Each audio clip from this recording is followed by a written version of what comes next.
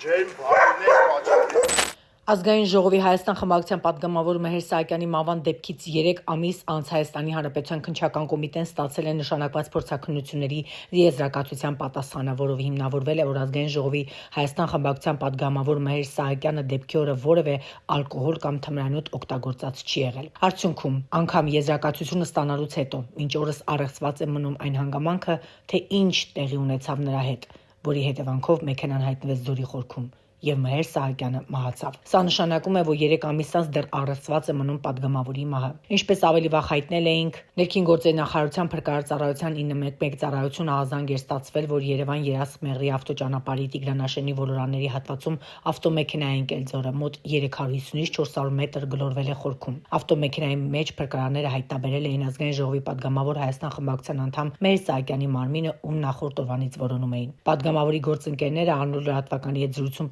պատմել էին, որ Սահակյանը օդանավական էր գնացել, դիմավորել էր արտերկրից վերադարձած ծնողներին, տարել տուն, ապա դուրս եկել ասելով, թե գործեր ունի։ Դեպքից 3 ամիս անց կարևոր հարցերը մնում են անպատասխան։ Ուր էր գնացել Մեհեր Սահակյանը, ում հետ է եղել, ինչու է հասել Տիգրանաշենի ոլորաններ։ Հարազատներն նշում են այդ տարածքներում ծանոթ բարեկամ չունեն։ Ում հետ էր խոսել վերջին անգամ, ինչ էր ասել, կարող էր ինչ-որ մեկը նրան այնտեղ հասցնել վնասելու նպատակով։ Հնարավոր է որևէ քպամերձ քինախնդրություն դրսևորի, վրեժխնդիր լինի նրանից, որ Ազգային ժողովի պետական իրավական հարցերի մշտական հանձնաժողովի նիստի ժամանակ 2023 թվականի մարտի 31-ին հարվածեց ՔՊ պատգամավոր Վլադիմիր Վարդանյանին։ Ինչու կա այս հարցը, որովհետև ՔՊ-ականները դաժան վրեժխնդիր եղան երիտասարդ Սամվել Վարդանյանից։ 2024 թվականի ապրիլի 16-ին նրան զինված դիմակավորված անձիկ մահակներով դաժան ծեծի ենթարկեցին ու խոշտանգեցին։ Միայն այն բանի համար, որ ավտոբուսում վիրավորել էր նախկին ՔՊ պատգամավոր Հակոբ Ասլանյանին։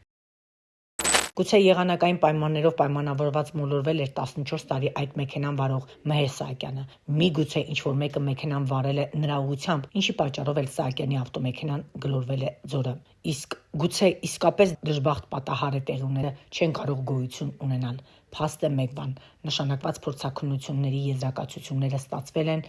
Մեհեր Սահակյանը վերոնշյալ օրը ալկոհոլ կամ թմրանյութ օգտագործած չի եղել, նա ղեկին եղել է սթափ վիճակում։